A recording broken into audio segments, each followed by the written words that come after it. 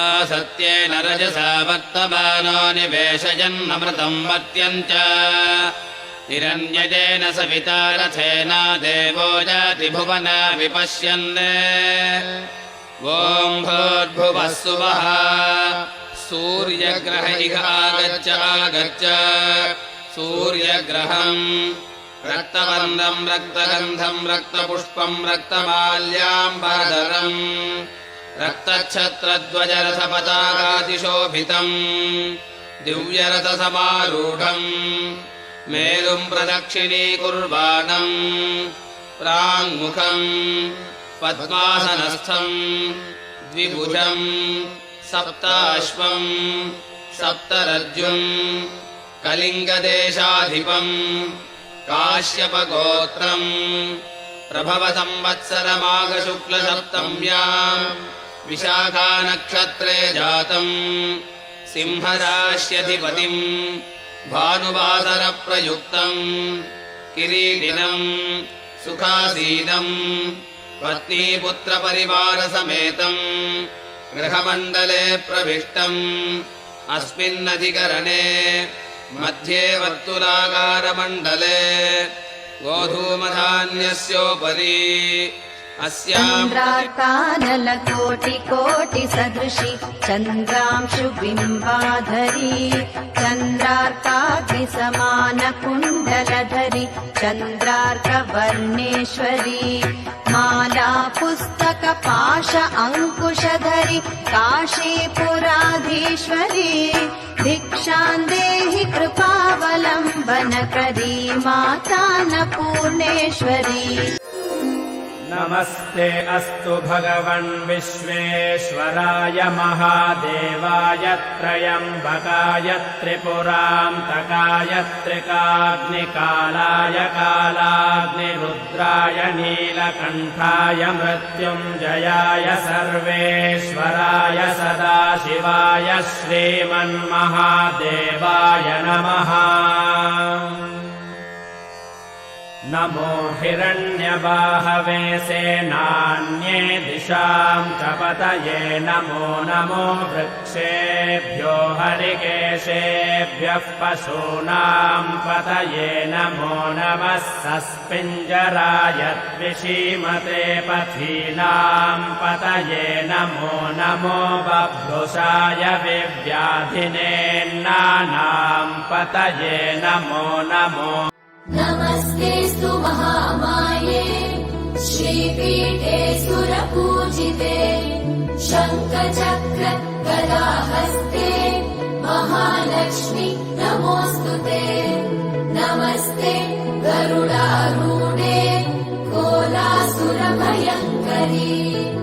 सर्वपाप हरे देवी महालक्ष्मी नमोऽस्तुते। महादेव्यै च विद्महे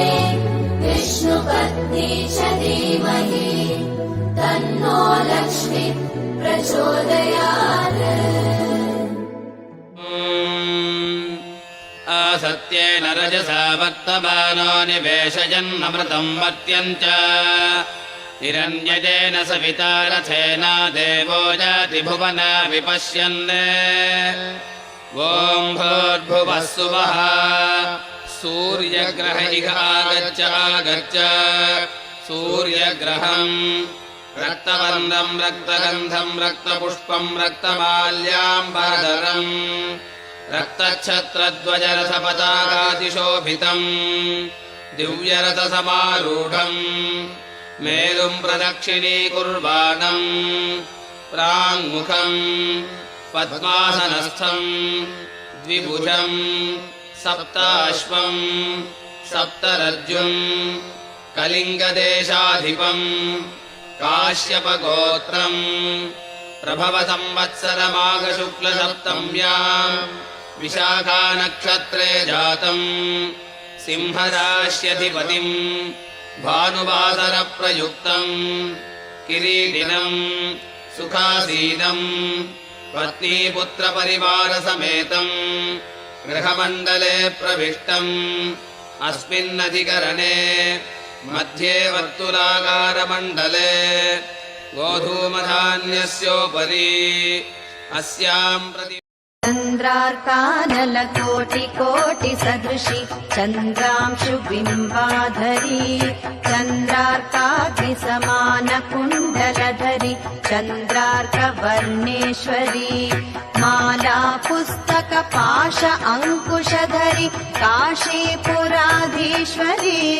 भिक्षां देहि कृपावलम्बनकरी माता अन्नपूर्णेश्वरी शरीरं सुरूपं तथा वा कलत्रं यशश्चारुचित्रं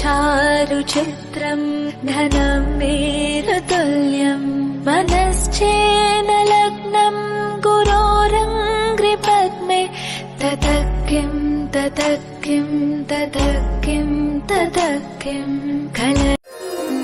नमस्ते अस्तु भगवन् विश्वेश्वराय महादेवाय त्र्यम्बकाय त्रिपुरान्तकाय त्रिकाग्निकालाय कालाग्निरुद्राय नीलकण्ठाय मृत्युञ्जयाय सर्वेश्वराय सदाशिवाय श्रीमन्महादेवाय नमः।